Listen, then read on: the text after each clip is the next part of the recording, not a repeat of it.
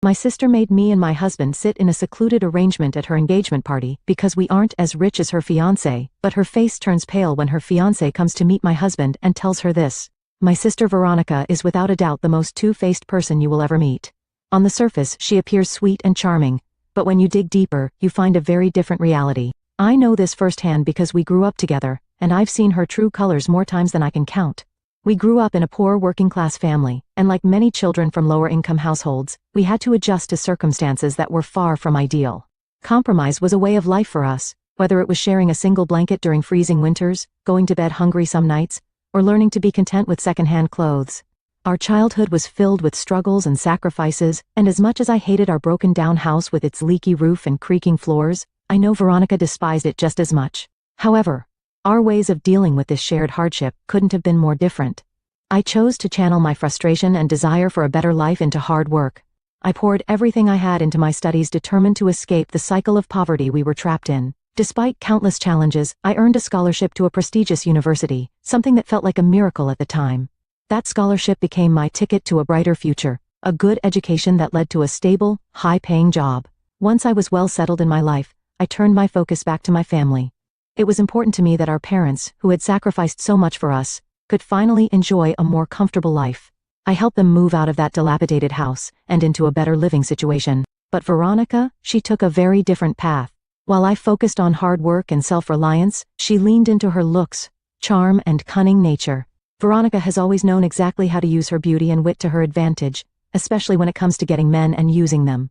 Her whole life she has constantly jumped from one relationship to the next, as if she can't bear the thought of being single for even a moment. Her strategy is simple, but effective. Find a man who can give her what she wants, whether it's financial stability, luxury items, or a place to live. She has mastered the art of securing it all through relationships. I've never seen her struggle to pay her bills, or worry about where her next meal will come from, because she always has someone taking care of it for her.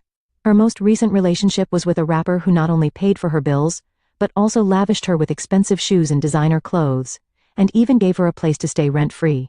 She seemed to have it all in that arrangement, but as with most of her relationships, it ended in chaos. The relationship came crashing down when the rapper caught her cheating on him, with one of his house staff no less. He was understandably furious, and when things fell apart, Veronica did what she always does: she ran to me for help. She showed up at my doorstep distraught and desperate, asking to stay until things calmed down after her breakup. Despite my frustration and the obvious mess she had created for herself, I couldn't turn her away. That's just the kind of relationship we have. She always turns to me in times of trouble, and I, being the elders, always find it hard to say no. She ended up staying at my house for a month, lying low and avoiding the fallout of her latest drama. During that time, my husband made it clear how much he disliked the situation. He's well aware of Veronica's tendencies and has never been a fan of her drama-filled lifestyle. Still, he knows better than to argue with me when it comes to helping my sister.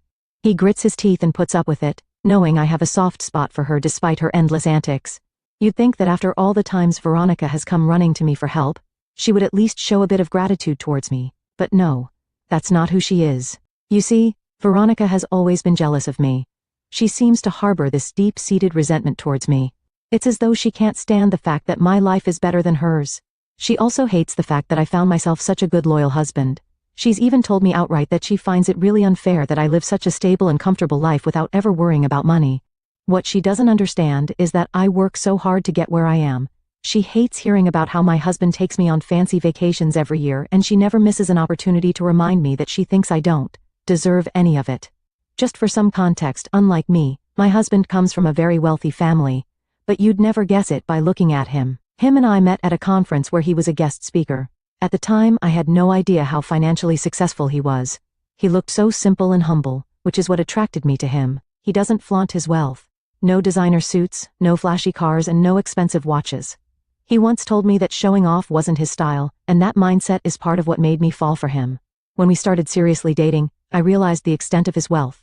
Despite his family wealth, he had also quietly built a fortune for himself through years of smart decisions and hard work. Anyways, even after I married my husband, we've made it a point not to broadcast his wealth to my family. Yes, we moved into a larger house, but we kept most other aspects of our life understated.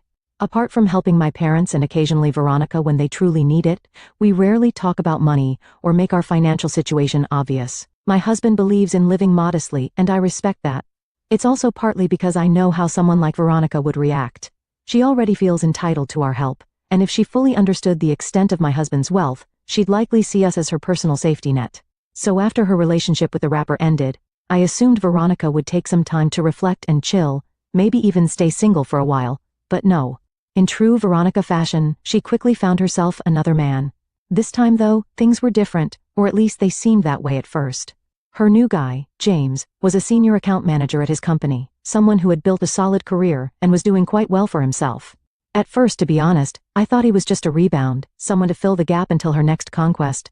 But then Veronica surprised all of us by actually getting serious about him. She bragged about his sports car and rich parents all the time. Then one day she invited my parents and me to have lunch with James where we could officially meet him. During this lunch, she let it slip that her decision to be with James wasn't entirely about love. According to her, James was somewhat rich and very important, and she wanted to secure her future by locking him down. She was very open about the fact that she wanted a part of his wealthy lifestyle.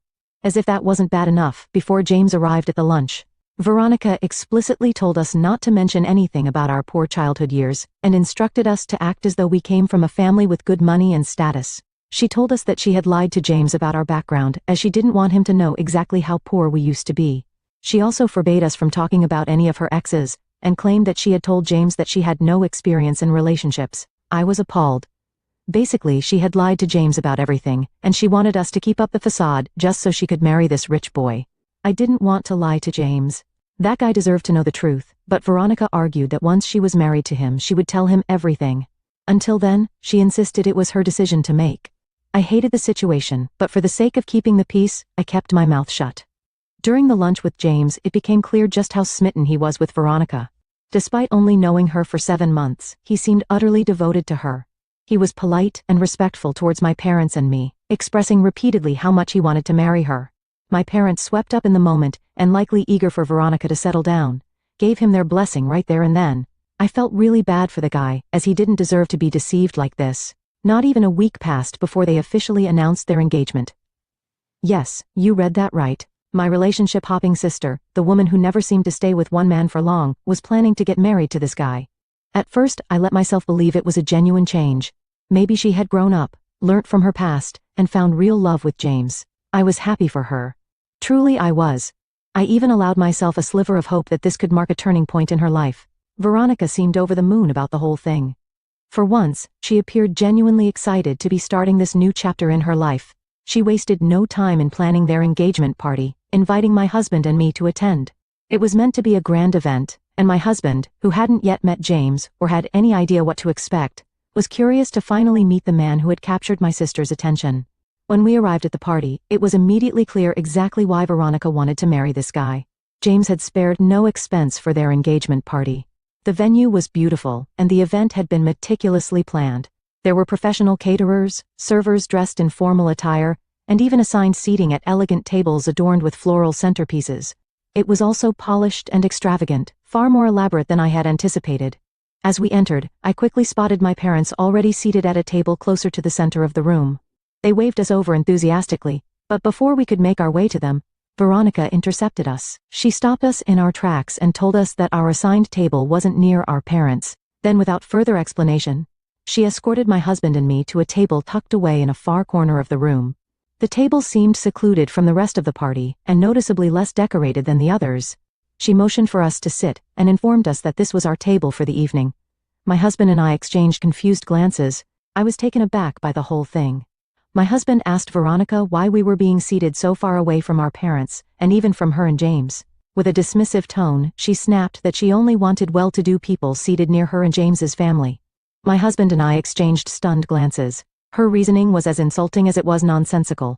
We're both financially stable, and Veronica knew that perfectly well, but she didn't stop there. Smoking, she added with a sneer that her fiancé's family was richer than anyone she'd ever met, and that since we weren't on their level, she decided we didn't deserve to be anywhere near them. The sheer arrogance and venom in her words left us speechless, but it also made one thing crystal clear: Veronica wanted to humiliate us. Her comment wasn't just insulting, it was cruel. Veronica was basically trying to insinuate that my husband and I were beneath her and her fiancé's family when it came to social and financial standing. It felt like she was trying to say we weren't good enough to be seated closer to them, as we didn't measure up to the prestige or wealth that she thought her fiancé's family represented. The smirk on her face made it painfully obvious that she was enjoying every second of it. Before I could gather my thoughts to respond, Veronica turned as if to leave, smugly confident that she'd had the last word. But then James appeared. He must have spotted us talking to her and came over to greet us. James greeted me warmly and then turned to my husband. The moment James saw him, his face lit up with surprise. "Wow, it's you, Mr. Hamilton. What are you doing here?" he exclaimed, visibly excited. It was clear he recognized my husband, and his reaction caught both Veronica and me off guard. She froze, her smirk fading into confusion as James continued, his tone filled with admiration. I glanced at my husband, who seemed calm but slightly amused by the unexpected turn of events. He hadn't met James until that evening, but now he seemed to recognize him. The two men shook hands while my husband told James that he was married to me. James seemed pleasantly surprised by that and started saying how he couldn't believe that he was going to be a family with someone he'd admired for so long. Veronica, on the other hand, looked like she was swallowing a lemon. Whatever connection my husband had with James, it was clearly a significant one, and Veronica had no idea. James then turned to Veronica and casually mentioned that his company had been working under my husband's company for years. In fact, he explained, my husband's company was one of their biggest clients, and James and his team personally managed the account. He seemed proud as he explained how often my husband's company used their services, clearly holding my husband in high regard. That was the moment Veronica's face drained of color and her eyes widened. As the realization hit her just minutes earlier, she had gone out of her way to demean us, smugly claiming we weren't as rich or important as her fiancé. Now she was confronted with the truth that her very fiancé worked for my husband's company. The vindication I felt at that moment was indescribable. It was like a karmic gift served on a silver platter. My husband remained composed, but I could tell he found the irony of the situation as satisfying as I did. James, seemingly oblivious to the tension, then asked us a straightforward question. "Why are you sitting so far away from the rest of us?" I looked at Veronica, who looked terrified that we were going to expose her, and without missing a beat, I told James the truth. "Well, this is where Veronica wanted us to sit." James looked genuinely taken aback. He turned to Veronica, concern etched on his face, and asked, "Why would you make your own sister and her husband sit all the way over here?" Veronica looked as pale as a ghost. She stumbled over her words, clearly caught off guard, and for once, she didn't have a quick comeback. It was as though she was struggling to think of an explanation that wouldn't make her look terrible in front of James. Before Veronica could come up with an excuse, I decided to speak up. I calmly explained to James the reason behind our seating arrangement. I told him how Veronica had mentioned that we were not rich enough to sit near them or the other well-to-do guests. Veronica immediately tried to interrupt stammering protests, but I continued recounting everything she had told me and my husband earlier. I didn't exaggerate or sugarcoat, just laid the truth out plainly. James's expression turned from confusion to disbelief and then to mortification.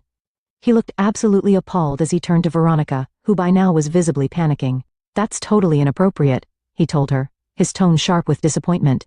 Then turning back to us, he began apologizing profusely. "I'm so sorry for what happened," he said, clearly embarrassed. "I'll fix this right now. Let me have you move to a better table near us." While I appreciated his apology, my husband had already made up his mind. He's not one to let insults slide easily, especially when they're as deliberate and hurtful as this. Without hesitation, he announced that we wouldn't be staying any longer. "I appreciate the gesture, James," my husband said politely, "but we are leaving." I nodded in agreement, ready to go. James looked flustered and tried to reason with my husband, but it was no use. Veronica too began apologizing frantically, insisting it was a misunderstanding and begging us to stay, but the damage was done. What was the point of staying after what Veronica had done?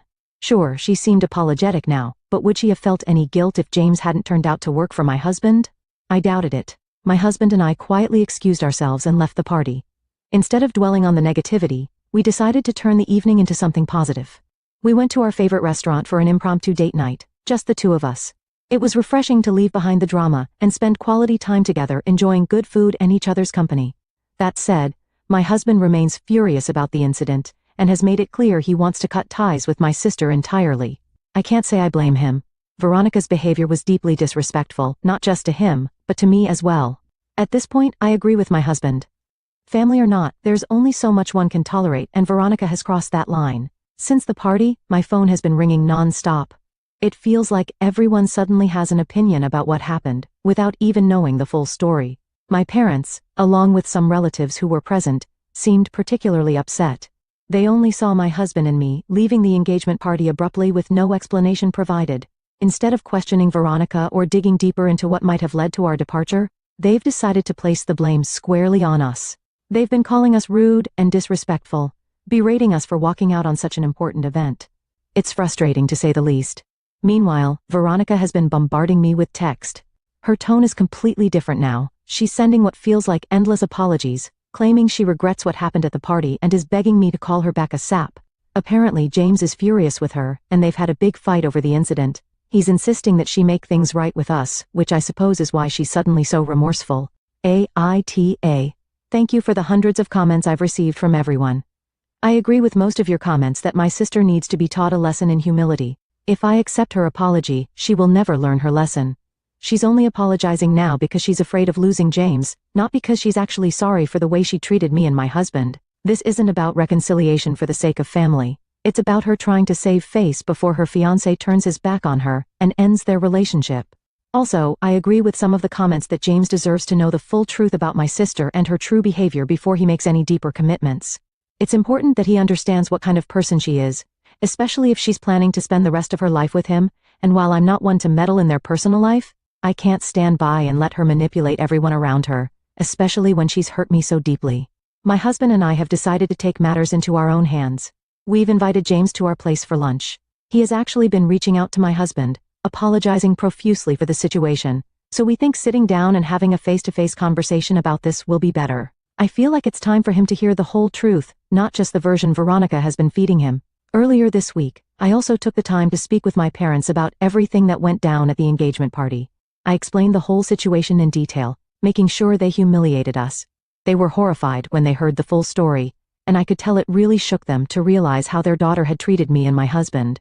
My parents, especially my mother, were deeply regretful for judging us before knowing the whole story, and they immediately apologized to me. Since then, my parents have assured me that they are going to set the record straight with the rest of the family.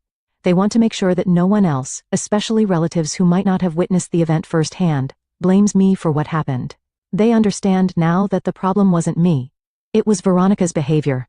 My parents have promised to talk to the rest of the family to clear up any misunderstandings. I appreciate their support. Sorry for such a late update.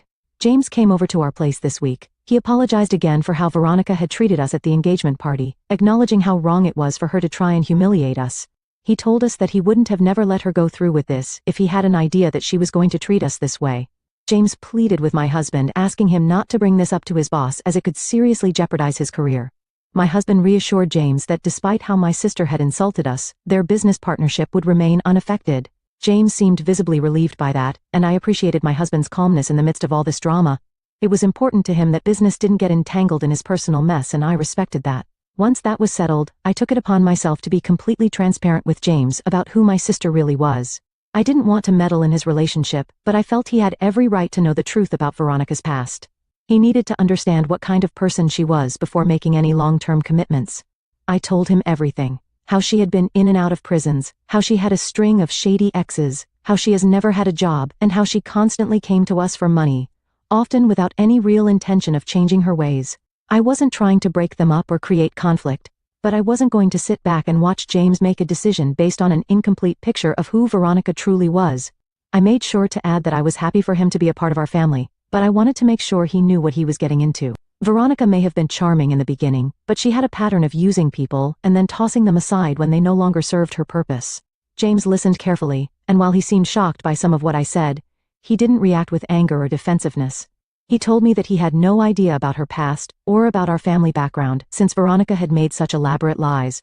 In the end, he informed me that he was going to take some space from Veronica to process everything I had shared with him. He didn't want to rush into anything, and I could tell he was trying to make sense of what was going on. It was clear that he had a lot to think about.